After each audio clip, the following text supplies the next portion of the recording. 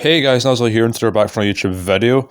It's been so long since I've said that. Today we have Infinity Ultron from MCU What If versus 7-3 Moro from Dragon Ball Super Manga. If you enjoyed this video, make sure to dislike and subscribe. I know that Infinity Ultron has better matchups out there. For example, Dio over Heaven. However, I already have matchups planned for those characters as well. And while, yeah, I could have put Moro up against Galactus, I think, and if you know anything about either series, it's going to be blatantly obvious who would win that, so I'll probably shelve that idea for now. And I'm now only just realising that Fuse Zamasu would probably be a better matchup for Infinity Ultron in terms of being thematic, but I have already written this, so fuck. And yeah, let's just get around to this video. For strength attack potency, there's many different evidence pointing towards Infinity Ultron being universal in power. For example, he's able to fight Uatu the Watcher, who is heavily implied capable of fixing the timeline that was being destroyed in the Strange Supremes' universe. There's also the fact he's able to send Uatu the Watcher through multiple universes in their fight. And Uatu the Watcher was also very scared for what Infinity Ultron could do to the multiverse. As the multiverse is made up of infinite universes, it means that Infinity Ultron has to be at least some level of infinity in terms of power. So, he is at least around the universal, however, can be brought up to low multiversal, depending on how much of Uatu's statement you take.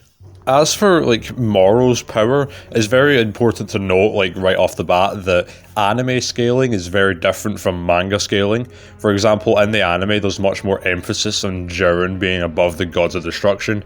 Meanwhile, in the manga it's only really implied to be Belmod, and obviously it makes sense, if you've read the Granola arc for, Goku and Vegeta not being quite on Beerus' level. That said, Moro is far stronger than Ultra Instinct Omen Goku, who is of course much stronger than Super Saiyan Blue Vegeta, who according to Beerus' statement should have around 1/10 the power of a Super Saiyan Blue and he's in Super Saiyan God. So that would imply that it's around a 10 times increase, although this could be debated if it's fully a 10 times increase, going by the standards or what's going on. That said, Super Saiyan God, Super Saiyan God Goku, was able to shake the universe with Beerus in a few punches. This is more than just the living universe. This also extends out to the afterlife and the Grand Kai planet. And a lot of people say that this is a multi-galaxy feat, which I kind of understand. But at the same time, if you're multi-galaxy level in terms of destructive power, then it wouldn't really make sense for you to be able to not only shake your universe or your universe-sized realm, but other realms that are far apart from each other and are also universe in size themselves without being at least somewhat universal. So even if you assume that Moro is only just stronger than Universe 7 Arc Goku, as a Super Saiyan Blue, he would at least be around 10 times universal. And it's just so much more stronger than that, and it's really just unquantifiable. The only other way to fully scale Moro's power is to scale past perfected Super Saiyan Blue, which was able to contend with God Zamasu, or Fused Zamasu, depending on your translation. And this God Zamasu was able to, or at least was fully confident on taking on base Vegito. Base Vegito would be Goku's power times by Vegeta's power, which would be 10 times universal times by 10 times universal, which is more than just 100 times universal. It's far greater. So yeah, in terms of who has the strength and power point, I'm more inclined to say that Moro has it. However, the whole statement of, the Watcher being scared of what Infinity Ultron could do to the multiverse is really what, balances it out, because, to upset the multiverse, even if you destroy one universe, it's not going to do much. So you'd have to be able to destroy, multiple, to make any sort of dent. So for now, I'd probably say it's a tie in terms of power. But it's more in Moro's favor when you really boil it down. As for speed, an Infinity Ultron was able to make himself the size of the galaxy in the space of around 38 trillion times the speed of light. As for Moro's speed, he was able to keep up with and ended up overpowering Ultra Instinct Goku and Goku, who scales far above his Super Saiyan God counterpart, who was able to send shockwaves throughout the universe at over 500 quadrillion times the speed of light, adding on the 10 times increase, and it goes into the quintillions. So yeah, Moro has the speed advantage over Infinity Ultron. Of course, there's a way for Infinity Ultron to get around this speed advantage, but we'll get to that when we talk about the abilities.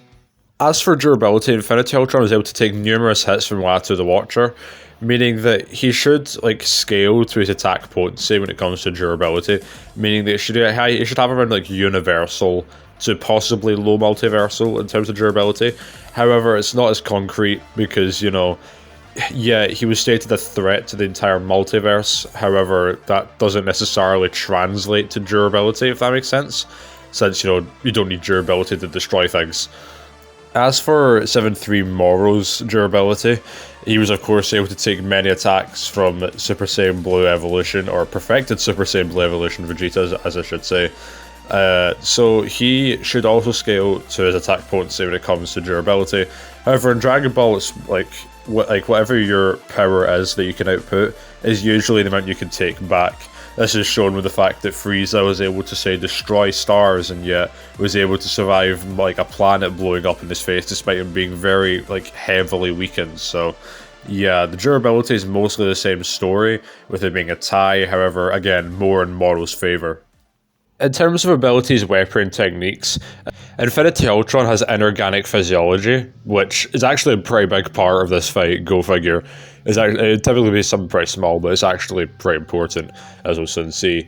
He has genius intellect, as he has Jarvis was able to overpower Jarvis. He has energy projection, flight, he can turn intangible, can hack things. He has destiny manipulation, as even when the Watcher was able to see anything that could ever happen, he was still surprised by Infinity Ultron happening. He's a master at combat. He can manipulate his size in terms of how big he can get. He has energy manipulation and can absorb it. He can manipulate the very fabric of reality and create things into existence with the Reality Stone, along with weapons. He has telekinesis. He can travel throughout dimensions. He can open up portals. He can teleport. He has spatial manipulation. He has time manipulation with the Time Stone, soul manipulation with the Soul Stone. He has gravity manipulation and matter manipulation. He can deconstruct things. He can manipulate magnetism. He can manipulate heat. He has mind manipulation. He has air manipulation. He has possession absorption, power absorption. He can also create vibrations. He can manipulate technology. He can manipulate the earth. He likely has astral projection, going by what the Soul Stone could do.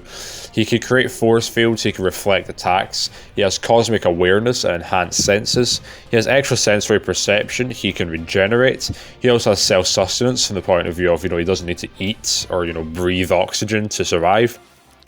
He can summon beings to him. He is a weapons master. He can heal himself via the Time Stone. He can create illusions. He can create black holes. And he has resistance to radiation manipulation, extreme temperatures, ice, clairvoyance, fate manipulation, fire manipulation, and lightning manipulation. As for Moro, he's skilled in martial arts, as he was able to go toe-to-toe with Goku, who is a master martial artist in his own right. He has self-sustenance. Again, he can go long periods of time without eating. He has extrasensory perception, meaning that if you sense him, he'll be able to sense where you are. He has enhanced senses. He's quite acrobatic. He can manipulate ki. He can fire out beams of fire, or just beams in general, from his mouth. He has longevity and magic. He has aura. He can absorb souls and life force and ki, meaning that he can make himself stronger by absorbing the environment or even his enemy. He has statistics amplification through doing that. He has telekinesis. He has electricity and fire manipulation. He has magma and heat manipulation, as he was able to melt the bars of his prison. He has telepathy. He can increase his lifespan through his absorption of ki, which could potentially make him live forever. He has energy manipulation, flight, and space flight. He has paralysis inducement. You can encase his opponent's limbs in energy to immobilize them. He could absorb his opponent's whole. He could possibly create like dimensional rifts in space-time through, you know, the fact that much weaker characters could, like Super Boo and Gotenks. He also could create illusions and force fields. He can create after images and can read people's memories, even like just through like observation. Like, he doesn't need to like grab a hold of them or anything. He can just read their memories. He also can grant powers to people. He could also fuse people, including himself. Like, he could fuse himself with the entire planet, for example. He also gained all the powers of 7-3, who can mimic and, you know, copy powers. He has information analysis.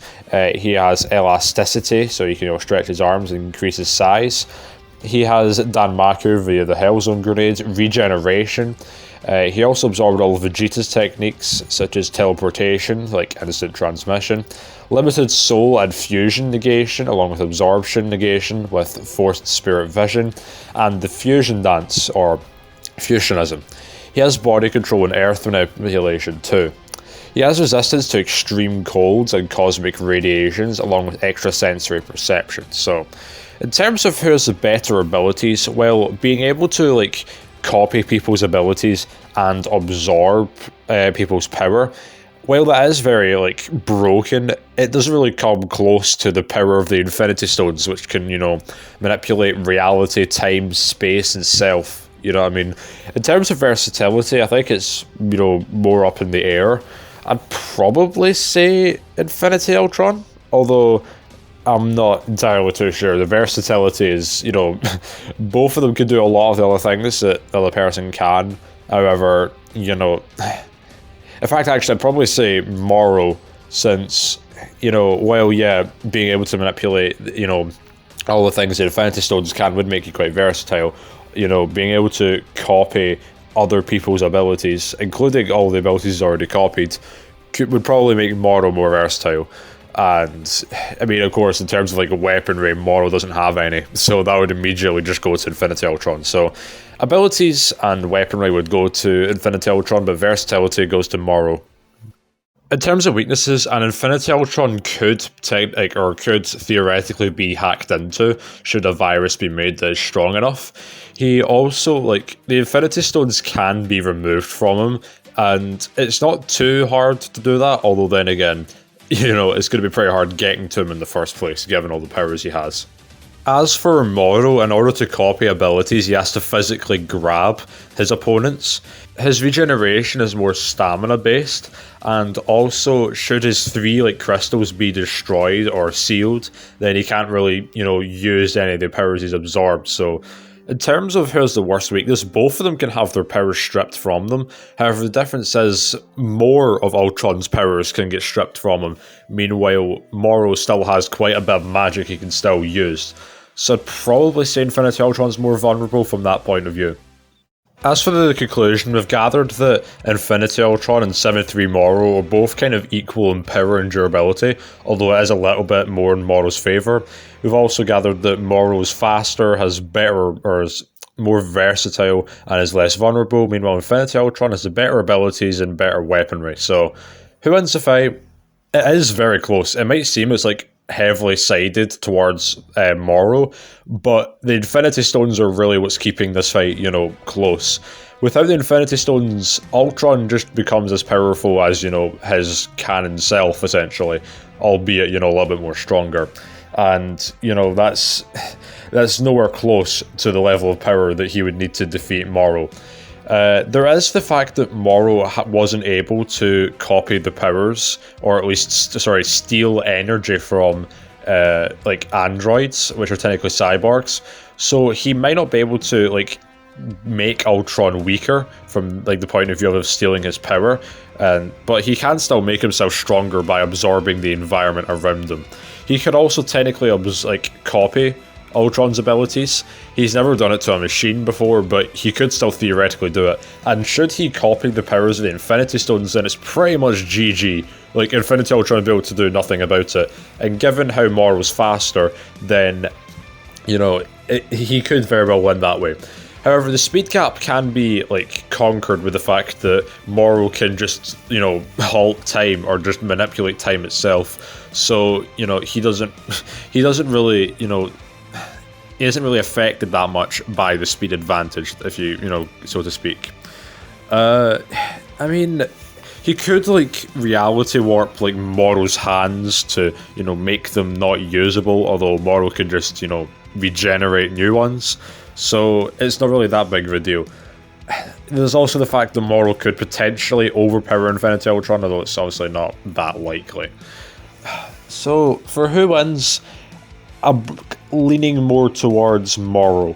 As we said, if he copies the Infinity Stones or even just gets rid of them from Ultron, then Ultron is pretty screwed. You know, both of them have abilities that they could both do and can both counter with each other. Like, for example, say Ultron reflects one of Moro's attacks back onto him, that could do serious amounts of damage. So, but again, I think more often than not, Moro wins the fight. If you enjoyed this video, dislike and subscribe. Maybe I'll cover Infinity Ultron versus Dio over Heaven at some point, but as I said, I've got a better matchup in my opinion for that. And yeah, I'll see you next time.